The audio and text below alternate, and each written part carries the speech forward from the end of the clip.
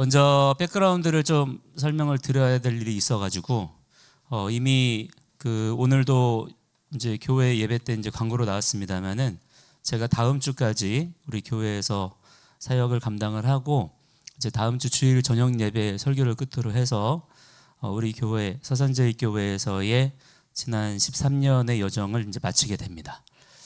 그리고 이제 수원으로 가서 미자립교회로 이제 새로 부임을 하는 형식이지만 사실상으로는 개척이라고 생각하시면 돼요.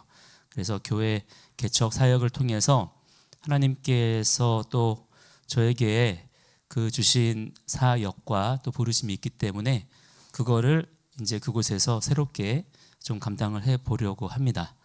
저도 여러분을 위해서 기도할 테니까 여러분도 저를 위해서 기도해 주시고 이 하나님께서 그리스도 안에서 우리를 하나로 부르신 줄을 믿으시죠?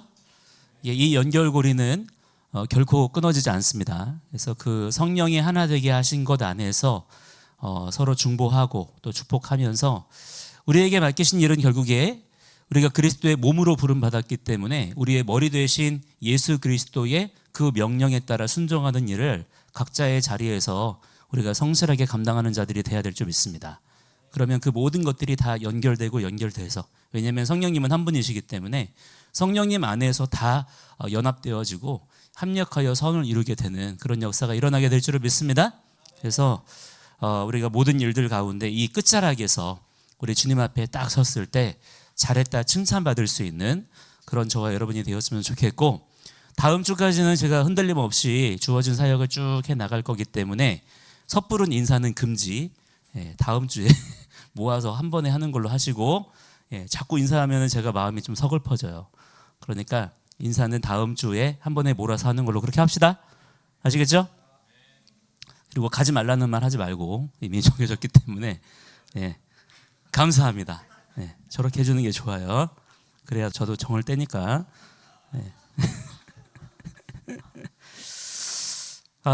제가 이제 우리 그동안의 청년부 사역을 통해서 쭉 여러분들에게 계속 지도하고자 했고 또 이끌고자 했던 그런 어떤 방향성은 뭐냐면, 우리의 이 믿는다라는 우리의 이 믿음의 내용이 있잖아요. 이 내용이 우리의 실제 삶의 현실과 뜯어지면 된다 안 된다? 안 된다라는 것을 여러분들에게 꼭 심어주고 싶었던 것입니다. 그러니까 믿는다라는 말은 있고, 우리가 교회 안에서 예배 드릴 때 눈물도 흘리고 또 뜨거운 무언가도 이렇게 경험을 하고 하는데, 정작 교회 문을 이제 열고 나가는 순간부터는 현실 속에서 언제 그랬냐는 듯이 전혀 내가 고백했던 그 말과는 상관없는 그런 말과 행동을 하는 것이 너무나 지금 비일비재하게 일어나고 있기 때문에 그런 삶이 아니라 내가 고백한 대로 여러분들의 실제 삶의 말과 행실이 있어야 된다고 하는 거예요. 그것이 하나님의 말씀을 기준으로 해서 이렇게 세워지면 됩니다. 그게 신앙생활이에요. 그래서 여러분들이 그 어떤 상황 가운데도 그러한 삶을 살 수 있게 되기를 바랍니다. 특별히 여러분들에게 무엇을 당부하고 싶냐면, 지금 여러분이 가지고 있는 또 앞으로 살아가야 될 여러분의 삶은 이전 세대의 신앙과는 달라야 된다는 겁니다. 그러니까 이전 세대에 나름의 헌신이 있었어요. 나름의 수고가 있었겠고 또 나름의 체험과 나름의 어떤 성취가 있었겠죠. 그렇지만 그렇다고 해서 여러분이 이전 세대의 그 신앙의 모습을 그대로 답습하면 안 된다는 것입니다. 여러분의 때에 이제 여러분이 새롭게 써내려갈 그 세대에서는 전혀 다른 패러다임의 신앙의 기준이 세워져야 된다라고 하는 거예요. 그 기준은 뭔가 우리가 이전에 없던, 세상에서 도무지 발견되지 않던 어떤 새로운 것들을 여러분들이 만들어내서 하라는 게 아니고, 하나님의 말씀에 기록된 대로 아멘한 대로, 할렐루야, 어떻게 하는 것입니까? 실제 여러분의 일상의 삶 속에서 그 말씀에 따라 걸어가는 거예요. 사실은 이것이 하나님께서 인류의 역사를 시작하신 이후에 지금도 마찬가지고 우리 주님 다시 오실 그날까지 일관되게 동일하게 말씀하시는 하나님의 명령임에도 불구하고 이것이 교회 역사 속에서 계속 왜곡되어지고 변질되어지고 어그러져 왔습니다. 지금 우리의 신앙생활의 양태가 많이 지금 왜곡되어 있고 변질되어 있기 때문에 원래는 우리가 어때야 돼요? 좋은 열매를 많이 맺어야 되잖아요. 근데 뭔가를 많이 맺기는 맺는데 그 열매가 좋다 나쁘다? 나쁘다라는 것입니다. 그렇기 때문에 하나님의 기록된 말씀에 여러분의 삶의 중심을 견고하게 세우는 가운데 말씀이 여러분에게 요구하시는 명령대로 순종하는 자들이 되십시오. 그 순종의 열매를 많이 맺는 자들이 돼야 된다라고 하는 것입니다. 그러면 여러분에게 필요한 모든 어떤 만족 또는 뭐 행복, 즐거움 이런 거 좋잖아요. 그죠? 이런 것들은 더해 주시는 것이다. 여러분의 믿음의 초점을 하나님의 말씀에 정확하게 두는 자들이 되시기를 바랍니다. 그래서 필요한 게 뭐냐면 여러분이 예수님 믿잖아요. 그죠? 예수님은 나의 구주이십니까? 그렇게 고백이 되어지십니까? 그렇다면 그 믿음 안에서 여러분의 개인의 삶이 이렇게 딱 맞춰져야 돼요. 정렬되어져야 되고 또 내 개인의 삶이 그렇게 정렬되어진다면 그렇게 변화된 정렬되어진 나의 삶이 연결됨을 통해서 어떤 일이 벌어져야 될까요? 어디에서?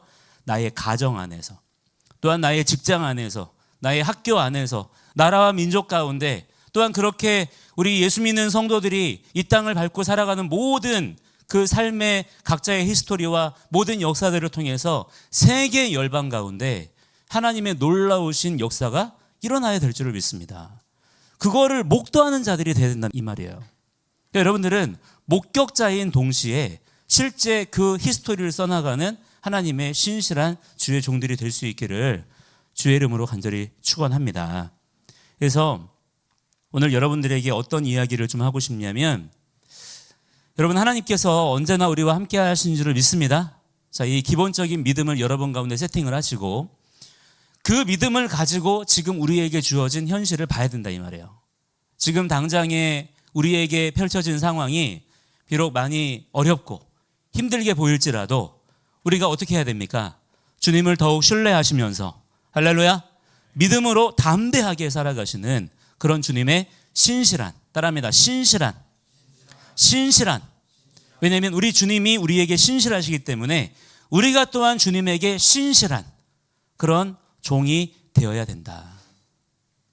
최근에 개인적으로 자주 펼치게 되는 말씀이 이런 말씀들이에요. 에스더, 느헤미야, 또 예레미야, 에스겔, 이사야서 이런 말씀들을 많이 읽습니다. 왜냐하면 시대가 시대이니만큼 그런 말씀이 더 좀 갈급한 것 같아요. 특히 오늘 함께 우리가 읽은 이 느헤미야의 말씀들을 쭉 읽으면서 아까 얘기했죠. 하나님께서 우리와 함께 하신다. 아멘이십니까? 하나님께서 또한 우리에게 신실하십니다. 그냥 함께 계시는 것만이 아니라 함께 하시면서 신실하게 그분의 약속을 우리에게 행하십니다.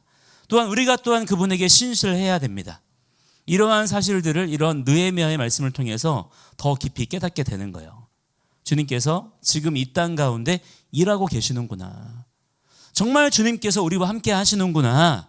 이거를 그냥 내 마음의 어떤 막연한 고백으로만 외치는 것이 아니라 실제 삶에서 경험되어지는 것들을 발견하게 된다 이 말이에요.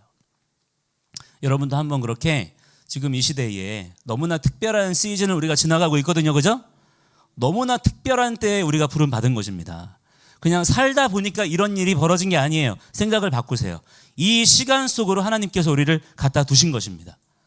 우리가 행해야 될 일들이 있기 때문에 이 시간 속에 이 사건들 속에 하나님의 사람들을 파송하신 거예요. 그렇게 생각을 바꾸시고 그러한 기준으로 지금의 현실을 한번 바라보시기 바랍니다. 그래서 아까 제가 말씀드린 그런 성경들을 여러분도 한번 갈급한 심령으로 찾아서 읽어보시기를 바랍니다. 특히 느헤미야의 말씀은 바벨론에 의해서 무너졌었던 예루살렘 성벽이 어떻게 회복되는지에 대해서 말씀해주고 있는 거예요. 그 말씀에 나타난 과정을 가만히 보시면은 주권적인 하나님의 개입하심과 역사하심이 없이는요 도무지 설명할 수가 없다는 것을 누구나 발견할 수 있게 됩니다. 느헤미야 6장 15절에 보시면 이렇게 써 있어요. 성벽 역사가 52일 만인 엘룰월 25일에 끝났다라고 기록합니다. 이 일이 실제 있었던 역사적인 사건이라는 것이고 그런데 이 일이 사람의 노력이나 최선으로서가 아니라 어떻게 일어났다는 거예요? 하나님의 주권적인 섭리 가운데 이 모든 사건들이 실제적으로 일어날 수 있었다라는 것을 기록으로 남긴 거예요. 그래서 이 모든 가정들이 단 52일 만에 52일 만에 마무리될 수 있었던 것이고, 우리는 그것을 믿음의 고백으로서 뭐라고 말합니까? 하나님이 하셨다라고 말할 수 있다라고 하는 거예요. 이러한 믿음의 고백과 간증들이 옛날 이때에만 있었던 것이 아니라 지금을 살아가는 우리의 삶 속에서 날마다 있어야 될 줄을 믿습니다. 자, 그런데 이때에 성경은 한 가지의 사실을 더 전합니다. 바로 그 다음 절에 6장 16절에 보시면 느헤미야가 이렇게 기록해요. 우리의 모든 대적과 주위에 있는 이방 족속들이 이를 듣고 다 두려워하여 크게 낙담하였으니 그들이 우리 하나님께서 이 역사를 이루신 것을 알미니라. 아멘. 자, 그러니까 이것이 단지 신앙인들의 어떤 자의적인 해석이 아니었다는 거예요. 실제 사건이었다는 것입니다. 단지 믿음의 사람들만, 종교인들만 겨우 자기의 믿음으로 막 끌어올려서 그래, 하나님이 하신 거겠지, 하나님이 하실 거야, 그렇게 생각하자, 그렇게 쥐어짜야 고백할 수 있었던 것이 아니라 안 믿는 사람들조차도, 심지어 이스라엘을 회방하고 대적하려고 하는 대적들조차도 그 벌어지는 일들을 보면서 고백할 수밖에 없는 거예요. 야, 이거는 진짜 하나님이 하신 거다. 이거는 정말 사람이 한 게 아니구나. 그렇게 인정할 수밖에 없었다라고 하는 거예요. 이러한 느헤미야의 지휘 아래에서 유다 백성들이 예루살렘 성벽을 완성해 가는 과정을 산발락과 도비아를 비롯해서 주위의 이방 족속들이, 방해꾼들이 다 눈에 불을 켜고 지켜보고 있었거든요. 그런데 그 과정과 결과를 다 그렇게 지켜본 자들이 마침내 내린 결론이 무엇이라는 것입니까? 그들이 전부 다 똑똑히 목도했다는 거예요. 하나님의 일하심에 대해서, 하나님의 살아계심에 대해서, 저들과 하나님께서 함께 하시는구나, 어떻게든 그 사실을 부인하고 부정하고 싶었지만 눈앞에 벌어진 그 사건들을 볼 때에 부인할 수가 없는 거예요. 그리고 내린 결론, 이거는 사람이 할 수 있는 일이 아니라는 겁니다. 신적인 권능이 아니고서는 이럴 수가 없다는 것을 그들도 도무지 인정할 수밖에 없더라는 거예요. 이건 정말 하나님이 하신 거다. 그래서 그들이 어떻게 했다고 합니까? 두려워하였고 낙담하였고 하나님을 인정할 수밖에 없었다는 거예요. 하나님의 백성을 조롱하고 하나님의 성 예루살렘을 멸시하던 자들이 지금은 완전히 그 태도와 자세와 상황이 역전되어 버린 것입니다. 이러한 역사가 지금의 때에 일어나야 될 줄을 믿습니다. 자, 이처럼 여러분, 우리 하나님은 우리 믿는 자들의 생각 속에만 머물러 계시거나 교회 안에만 숨어 계시는 그런 분이 아니라 지금도 살아계셔서, 할렐루야, 지금도 살아계셔서 온 세상과 만물 가운데 충만하게 역사하시는, 임재하시는 그런 하나님이신 줄을 여러분 믿는 자가 되어야 된다고 하는 거예요. 그래서 우리는 실제 내 자신의 삶과 또한 세상의 모든 일어나는 역사 속에서 하나님의 능력과 하나님의 현현, 임재하심을 우리가 소망 가운데 기대할 수 있는 자가 되어야 되는 거예요. 그것이 바로 오늘을 살아가는 우리 성도들에게 주어진 능력인 것입니다. 그 능력 가지고 사는 자들이 되시기 바랍니다. 하나님께서 이와 같은 일들을 모든 시대마다 온 세계와 열방 가운데 지금도 마찬가지로 이루시고 계시는 줄을 믿습니다. 그래서 세상 사람들이 지금 뭐 아무리 강하다, 우리가 권세 있다 그래도 여러분 결국에 모든 역사는 누구의 뜻대로 이루어지는 거예요? 하나님의 뜻대로 이루어지는 것입니다. 마침내 모든 사람들이 우리 주님이 다시 오시는 그날에 마침내 다 인정하게 될 거예요. 하나님의 주권을 인정하게 될 줄을 믿습니다. 그렇게 믿으시기를 바랍니다. 자, 그런데 그게 과연 무엇을 통해서 그렇게 드러나게 되었느냐?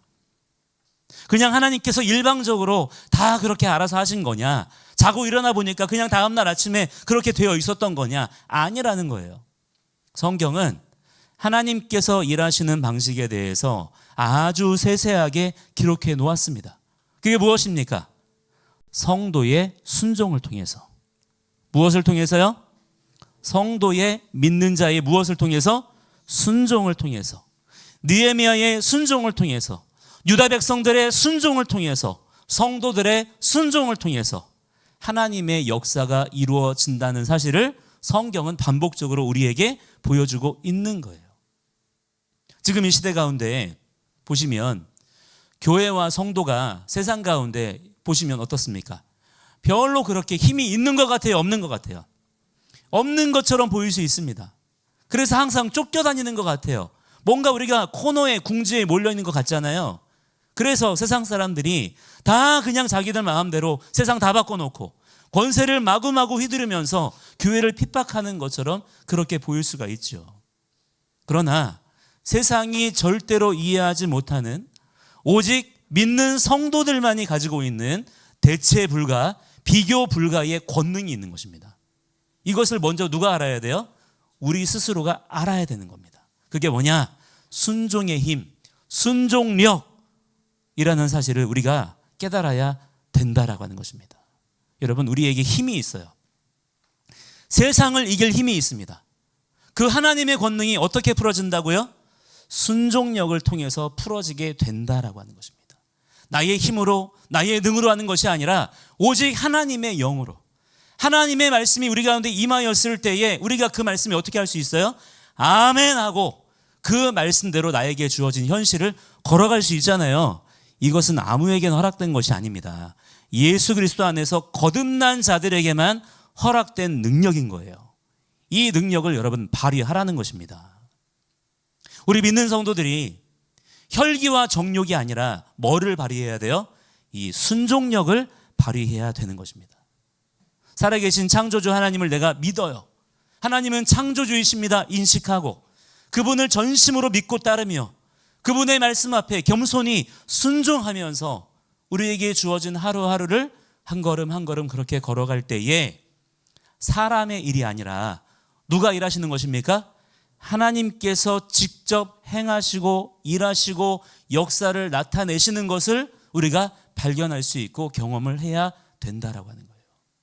이것이 바로 우리가 해야 되는 일들인 것이고 세상이 또한 우리 믿는 자들을 통해서 보기 원하는 바로 하나님의 능력인 것입니다.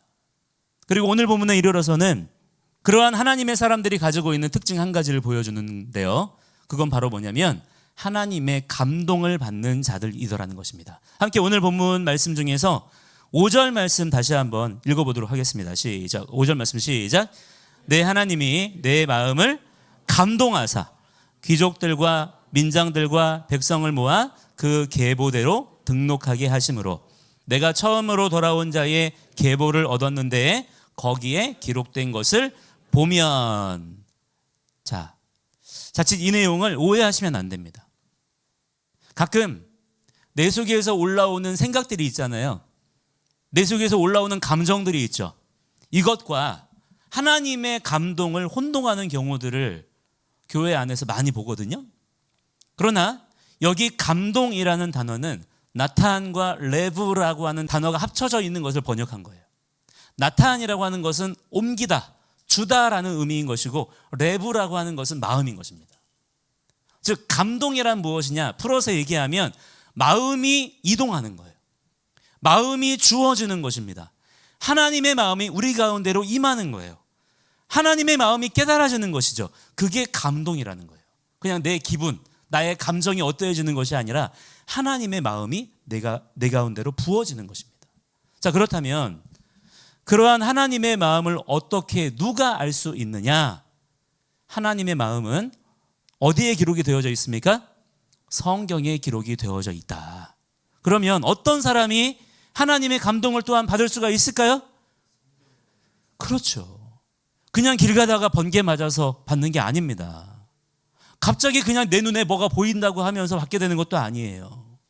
하나님의 말씀을 진리라고 정말로 믿고 그 말씀을 진실로 사모하면서 날마다 그 말씀을 읽고 상고하면서 이 말씀을 정말 더 알기 원하고 이 말씀을 깨닫기 원하는 그러한 사람에게 하나님께서 어떻게 해주세요? 감동해 주셔서 마음을 이동시켜 주셔서 더 그 사람이 하나님의 뜻을 알 수 있도록 더 잘 순종할 수 있도록 도와주시는 역사가 있다라고 하는 거예요. 이런 하나님의 감동이 여러분 가운데 충만하게 있게 되기를 바랍니다. 자, 이것이 우리의 삶 속에 지금의 삶 속에 매우 매우 중요합니다. 이처럼 지금 이 시대 가운데 하나님의 감동을 받을 줄 아는 자들이 있어야 된다라고 하는 거예요. 내가 그렇게 하나님의 감동을 받아야 다른 사람의 마음도 감동시키는 인생이 될 수 있는 것입니다. 느헤미야가 바로 그랬던 거예요. 따라서 우리는 하나님의 마음이 내게 부어지기를 기도하는 자들이 되어야 되는 것입니다. 하나님, 주의 마음을 부어주시옵소서. 저를 감동하여 주시옵소서. 여러분이 그렇게 기도해야 되는 거예요. 그러면 그렇게 하나님께 감동된 사람은 과연 어떠한 삶을 살아가느냐? 세 가지로만 말씀드리고 설교를 마치겠습니다. 첫째로, 하나님의 감동으로 내가 해야 될 일이 무엇인지를 찾아야 된다는 거예요. 본문에 나오는 감동은요, 하나님의 지혜와 총명이 그에게 임했다는 거예요. 말씀의 눈이 띄어지는 것입니다. 말씀의 눈이 뜨인 자라야 다른 사람도 비로소 보게 할 수 있는 줄을 믿습니다. 그게 지금 우리에게 맡겨진 사명인 거예요. 느헤미야가 하나님의 감동을 받아서 에스라서 2장에 기록된 1차 포로 귀환 자들의 명단을 쭉 정리하면서 이스라엘 백성들을 다시 재정비하는 것을 볼 수가 있는 거예요. 하나님께서 느헤미야에게 새로운 할 일들을 깨닫게 하신 것입니다. 얼마나 막연하겠어요. 완전히 회파되어져 버린 예루살렘 성벽을 재건하는 일들을 감당해야 될 때 얼마나 막막하겠습니까? 근데 하나님께서 감동하여 주셔서 가장 먼저 무엇을 해야 될지에 대한 지혜와 총명을 그에게 주시더라는 거예요. 그래서 느헤미야가 어떻게 합니까? 그 일을 곧바로 순종하는 거예요.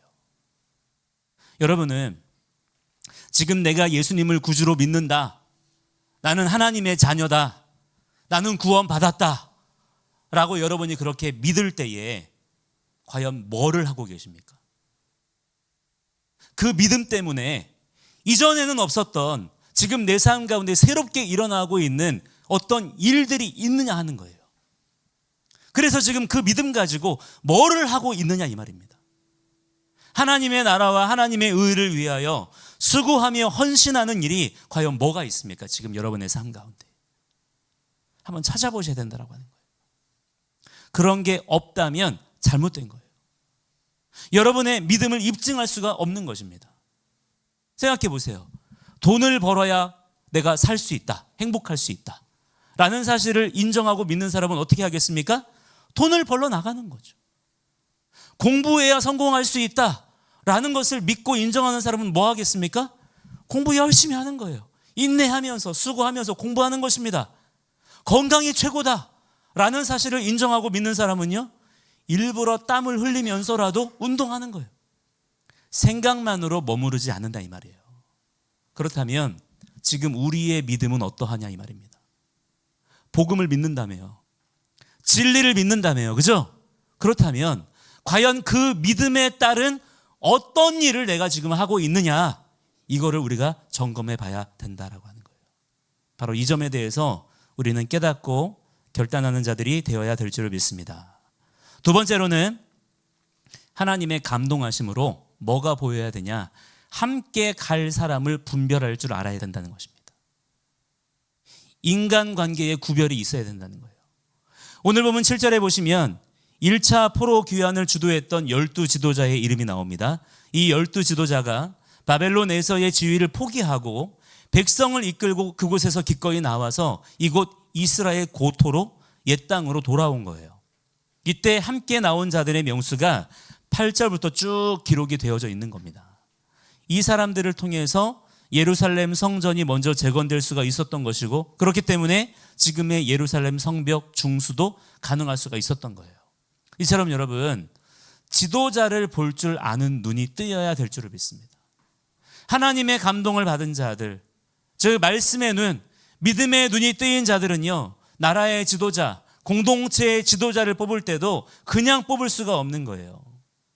세상 여론이 어떻고 이미지가 어떻고가 기준이 아니라 과연 어떤 사람을 하나님께서 쓰실 건지를 분별할 줄 알아야 되는 것입니다. 뿐만 아니라 내가 함께 할 만한 동역자들, 마음을 나눌 만한 사람들, 도울 만한 사람들, 도움을 받을 만한 사람들을 분별할 줄을 알아야 된다는 거예요. 아무하고나 함께하면 된다 안 된다? 안 된다는 것입니다. 그 인간관계가 내가 순종하는 삶에 있어서 오히려 매이는 것들이 될 수가 있기 때문이에요. 이 믿음의 눈이 띄어주셔서 우리에게 주어진 믿음의 걸음을 끝까지 포기하지 않고 잘 걸어가실 수 있는 그러한 주님의 종들이 다 되셔야 될 줄을 믿습니다. 세 번째로 하나님께 우리가 감동된 인생이 될 때 어떤 변화가 일어나게 되느냐? 자신의 정체성을 확고히 정립할 수 있다는 겁니다. 자, 오늘 본문을 잘 보시면 사람에 따라서, 즉 그가 속한 종족, 가문에 따라서 기록을 하고 있는 것을 여러분들이 보실 수가 있고요. 그 다음에 25절부터 38절까지의 내용을 한번 여러분들이 보시면 어디 사람이고 지역으로 또 분류해서 그렇게 기록을 합니다. 즉 8절부터 24절까지에 나오는 사람들은 바벨론 포로기 동안에도 자기의 종족 가문에 대한 정체성과 자부심을 확고하게 지키고 있었던 사람이라는 거예요. 그리고 25절부터 38절까지는 출신 종족 가문은 비록 불분명한 거예요. 왜냐하면 지금 나라가 빼앗긴 상태잖아요. 다 포로로 잡혀가 있는 상황이니까 그런 출신 성분이 명확하지 않은 사람들도 있는 거죠. 그렇지만 자기가 살았던 지역이 어디인지에 대해서는 분명히 알고 있는 자들이 있었다는 겁니다. 그만큼 이스라엘 백성으로서의 정체성을 소중히 여기는 자들이 있었다는 거예요. 나는 이스라엘 백성이야, 나는 이스라엘 사람이야 라고 하는 그 정체성을 확고히 하고 있던 자들이 1차 포로 귀환 때 예루살렘으로 돌아올 수 있었다는 것입니다. 자, 우리도 세상에서 살면서 나는 하나님의 백성이다, 여러분 그렇게 인정이 되십니까? 나는 하나님의 자녀다, 그렇게 고백이 되세요? 그렇게 믿고 인정하며 나의 정체성을 그렇게 세운 사람들은 어떤 삶을 살아가게 될까요? 세상의 분주한 일상 속에서, 그런 어떤 여러 가지 어지러운 상황들 속에서 내 정체성, 내가 성도로 부름받은 것과 내가 구원받은 성도인 것과 하나님의 종으로 부르심 받은 것에 대해서 우리가 잊어버리거나 놓칠 수가 있게 되는 거예요. 왜냐하면 말씀의 눈이 자꾸만 흐려지기 때문입니다. 세상이 우리에게 말씀의 눈을 갖도록 그냥 내버려두지 않기 때문이에요. 그러나 하나님께 감동된 인생은, 하나님의 마음이 우리에게 부어졌을 때에는 말씀의 눈, 말씀의 등불을 가지고서 무엇이 정확하게 구별이 돼야 된다는 거예요? 내 인생의 정체성을 분명히 인식하며 살아갈 수가 있게 된다는 것입니다. 왜냐하면 주의 말씀은 내 인생 발자취를 비추는 뭐와 같아요? 등불과 같기 때문인 것입니다. 그렇게 자기의 정체성을 분명히 말씀 안에서 구별하고 있었기 때문에 1차 포로 귀환 때에 가장 먼저 앞장서서 즉각적으로 하나님의 뜻을 깨닫고 거룩한 지도자들을 따라 나설 수가 있었다는 거예요. 아무나 그렇게 하는 것이 아니더라는 것입니다. 오늘 여러분이 어떠한 삶의 자리에 있든지 간에 성도의 분분을 힘써 지켜 순종하는 자들이 되시기를 주의 이름으로 간절히 축원합니다. 오늘 읽으신 이 말씀에 쭉 보시면 그 다음 말씀에도 쭉 나오는 내용들을 보시면 명단이 나오잖아요. 명단. 하나님께서 그 이름을 하나님의 말씀에 기록되게 허락하셨어요. 이 명단에 속한 자들, 하나님께서 70년 동안의 바벨론 포로기 이후에 약속하신 대로 하나님의 백성 이스라엘을 그 땅으로 돌아오게 하실 때에 기꺼이 가장 먼저 앞장서서 하나님의 땅으로 먼저 돌아왔던 바로 이들을 통하여서 다시 예루살렘 땅에 하나님의 거룩한 임재의 처소가 재건될 수 있었던 것처럼 오늘 우리의 먼저 앞선 헌신과 희생과 순종을 통해서 그러한 구별과 즉각적인 순종의 역사를 통해서 이 땅 가운데 하나님의 역사가 놀랍게 일어나야 될 줄을 믿습니다. 그 사명을 누가 받았다는 것입니까? 바로 지금 우리가 받았다라고 하는 거예요. 지금 보시면 같은 성도, 같은 교회의 이름을 가지고 있으면서도 이러한 비전에 대해서 전혀 알지 못한 채 그냥 교회 안에서의 종교 생활에 만족하며 희낙낙하는 분들이 지금 너무 많습니다. 그러한 상황 가운데 그러한 잠든 영혼들을 깨우고 한국 교회를 깨우는 일들 가운데 바로 여러분들을 부르신 줄을 믿으시기 바랍니다. 그래서 여러분이 하나님 말씀에 지금 집중하면서 순종하는 자들이 되어야 된다라고 하는 거예요. 함께 이 시간에 우리 같이 기도하는 시간 갖도록 하겠습니다.